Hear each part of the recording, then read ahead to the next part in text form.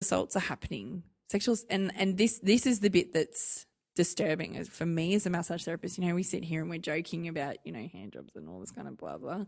But it's the other way where the massage therapist is assaulting someone and you're going like, that just shouldn't happen. Like, we should be doing something to stop this from happening. And the hard thing is everyone's sitting there going, oh, well, we should be doing something. Like we've tried nothing and we're all out of ideas. But then somebody's like, so the association says, well, we're going to put this certification process in place. And then everybody goes like, oh, well, why are you going to do that? Why are you going to make us have to do these things? It's like, to prove you're not a sexual predator, like to kind of give us a bit more legitimacy and to try to build our credibility. Yeah. And it has to start somewhere. And it makes perfect sense. That means a little book could be in the doctor's office. Yep. And go, these are the ones around the country, and it'll only build. Exactly. But then you'll get some other arsehole from Adelaide who starts his other one. Like, no, we're just we're monkeys. We really are from time to time. And I think that's the thing, is it's like someone's always going to think they can do it better. But at some point, someone just has to stand up and go, okay, well, we're going to do this thing regardless of what other people think, or, and the reality is people can postulate and blah, blah, blah, talk and talk and talk. If you're not actually making some action towards it, it's a lot of bullshit. It's just a lot of bullshit. And so I'm really excited that there's going to be some action towards it. I don't know that the association is really handling it the best way, but we'll just put that in. Think of all those voices though, all those, and like you were saying off mic before, it's kind of a lonely industry because it's just you and your clients, so think of the thousands around this country alone that are all having their say. Yeah. And how hard that would be to manage. It would take a really big singular leader, I'd imagine. No, we are doing this, and I've pulled 50,000 of I'm starting it, but we're going to do this, and this is what you'll get out of it. You'll be this, you'll be here and here and here. And I think that's the problem. Part of the problem is we do have a really strong association that has almost 9,000 members, but then we have all of, like I said, these kind of smaller associations that don't have the resources or the time or like all these different things to be able to pull something like that together. They think it's a threat. And they see it as a threat. And the hard part is you go, we're not trying to piss on your territory. Like, we're really not. Like, they're not trying to steal members or do any, like, make a dash for cash or anything. They just want to see the industry be safer. And I want to believe that. I want to believe that that's their intention and that they're not going to be making money off it. And I know that at some point there are going to be other certification processes that they will be making money off, because you will have to go through like a CPA style. You'll have to sit exams and you'll have to do all these things. And someone's going to have to be supervising those and accredited to supervise and all these kinds of things. So there is going to be money involved with it, but you can't not have money involved with it. That's the kind of society we live in. It's not going to be done for free. And you sort of go, again, like, someone's got to do something. And unless somebody does something, the nothing that we're doing will continue, and it will only get worse, and there will only be more reported sexual assaults, and there will only be more assaults on minors, and all of these horrible things that suddenly the general public are going, why are we allowing this? Why isn't somebody doing something? And you go, well, hang on a second, we are doing something. Yeah. We're cleaning up our own industry because the government's not going to do it for us, because they don't care, because you're not killing people. Makes me wonder what other countries do. I bet there's a perfect model in Finland or something, like maybe Finland. We did this. It took us a few years to bungle through this, and we've done it. We've actually, and we're funny because we're Australians. We don't. It's not a natural thought to think of what someone else does around the world, and we don't have the resource to actually work that out. Like, we try and tackle this problem ourselves, tying it up with wire. Yeah. Meanwhile, the answer's just over there and we had no idea. Yeah, you're like, we'll put barbed wire around it. That'll work. But yeah, I think, I mean, a lot of people look at the US, like the US system, which is broken because licensing. Insurance, just the whole... It's all about enforcement over there. They're all about the stick. They're all about, don't you do anything or we'll hit you with a stick. And it literally is what it's like. It's literally like, how can we almost entrap the person who's doing something potentially wrong, rather than educating them how to not do the wrong thing, giving them processes and procedures on how to not get into trouble. Let's wait until they're so deeply in that we can actually prosecute them and charge them and take heaps of money, like civil actions and all these kinds of things.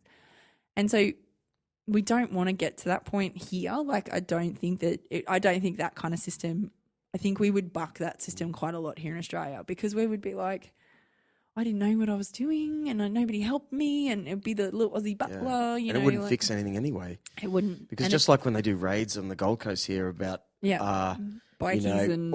just like, again, some Chinese student, they actually do raids. Yeah. It's like, I'm sure there's a whole bunch of people going, yes, they got him, but they didn't stop nothing, and it'll never stop. Like, it's not ever going to stop. It isn't. You're right. And I think that's the thing, is it's so thoughtless to think that you can be ahead of the issue if you're going to try to shut places down or do all these things. It's like there has to be some kind of forward moving kind of thing, like licensing or that looks really good, looks really appealing, and look, they actually got me all this work through the advertising they do from the money I give them. Someone's really running this show and I want to be a part of that, and the reason why I got rated on the weekend is because I'm clearly not in that great group, in that category, which may have all these subgroups still in it, like that have to keep everyone's egos sorted out. Hey, but Kristie, put it there, sweetheart. You're the best. It's been great talking to you. I miss you. I'm so glad I came down. Yeah. So it's been really good. You're one of the people when I first saw you at the We Are podcast show last year. Yes. We were getting a coffee together or something. Oh, yes. And you turned to me with this great smile, and I turned back at you, and like, hey. Sure enough, I'll be your friend, and it's been like that ever since. Yeah, and I think I'm going to say it. I'm talking at the We Are podcast coming up. I'm going to be a case study of of a niche show. I don't know. That's going to be Ronsley keeps asking me what I'm going to talk about, and I'm like, I don't know what I'm going to talk about. So, but I'll probably just run with it. You'll be good either, no matter what you do. Well, yeah, hopefully, fingers crossed. But can I creep you out with a weird story? You can creep me out with an absolutely when you were weird talking story. about like the body is all linked up, yes. like you're possibly your next guest, Mr. Sharkey. Yes, John. It really reminded me of this guy I work with, and I hope I didn't bring it up the last time we spoke. A guy I worked with who was just this sort of normal dude. We were doing stuff in an office, only he and I, and he said, man, I've got to tell you this funny story. For a couple of years, he had this chest pain. Every time he coughed and everything, he just couldn't, this pain was so bad all the time. Every time he coughed or laughed a lot, kill his chest. And then he started to get, always had migraines and was physically sick. Oh, my goodness. And it changed his whole life. In these 2 years, something was really wrong. He went to every doctor naturally, specialists, all sorts of stuff. We're trying to check out this muscular or even brain sort of stuff. Yeah. Until he went on holidays somewhere in Australia. And for something unrelated, he went to this doctor and he told this doctor, and the doctor said, it was a bloke, he goes, oh, mate, I'm going to ask you to do something pretty strange. I really want to check this out, though. And he goes, okay. He said, get up on the bed, pants down on your knees, and I need to see up your bum. So he's expecting a finger in the date or something. Yes. But no. Oh. He'd grown an ingrown hair in his bum that had gone so big, right, or really long. He got it taken out. He said when it was taken out, he could feel this like sensation in his chest, like being... it was a pylenoidal sinus. I know what that is. Really? Yeah. Wow, it sounds so interesting. I'll be gross, but I felt times when I've wiped my bum and I felt some sort of like some sort of nerve in the chest. In your chest, yeah. Since then, he telling me that, I'm going, that makes perfect sense now. Yeah, it's a really it's really rare. Was he kind of medium young, like 20? Like he would have been under 27. Yeah, so it often comes from sitting for long periods of time. Yep. She's just taking her headphones off. Yeah.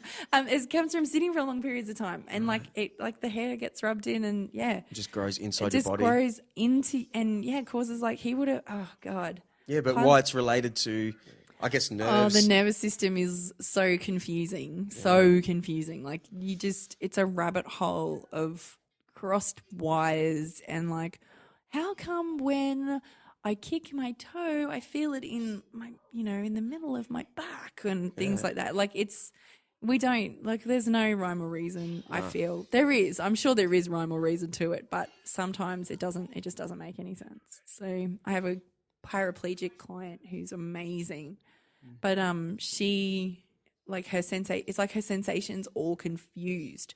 So I can like touch her on the back of the leg and I'll say, can you feel me touching you? And she's like, yes. I was like, where does it feel like I'm touching you? And she'll be like, on my foot. And I'll be like, no, I'm like on the back of your leg or something. So like, it's just like where a circuit board and her circuits are all messed up. So, but yeah. Interesting. It is very cool. The nervous system. Well, no, don't stop. Oh. Don't stop being awesome. Okay. I won't. Yeah. It's, stoked you came to the Gold Coast today. Me too. Got my kid's ears suctioned out, which was crazy. That's awesome. It's so she can hear stuff now. Yeah. She's pumped. Check out my ultimate earwax story on one of my episodes, like episode 28 or something. Episode 28. Yeah, it's called the ultimate earwax story. I'm actually gonna listen to it on my way home. Yeah, I'm gonna download it. It's pretty funny. It's gonna be good. I'll probably sound like this because it was like a year and a half ago. What? And you weren't a band then? I was just younger. You were just younger. That's okay. All right.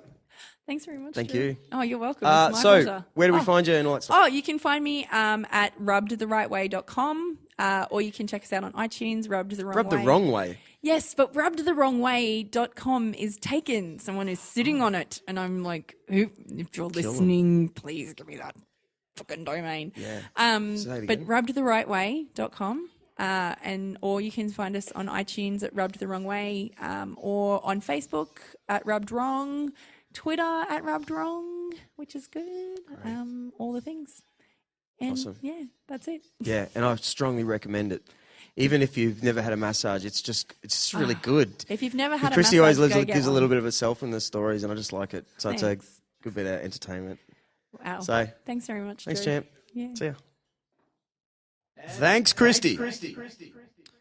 When you're making your own podcast shows, you can do anything you want.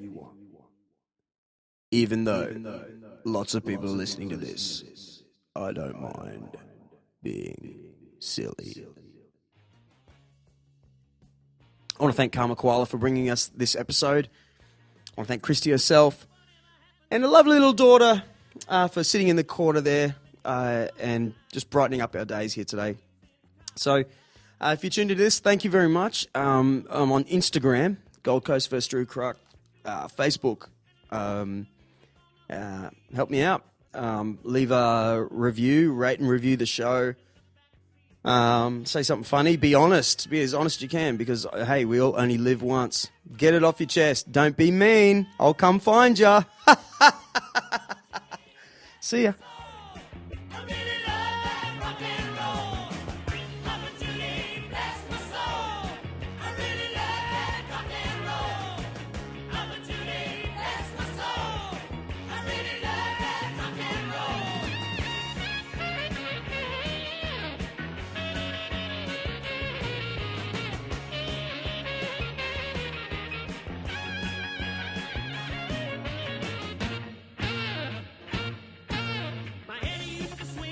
Perfume I smell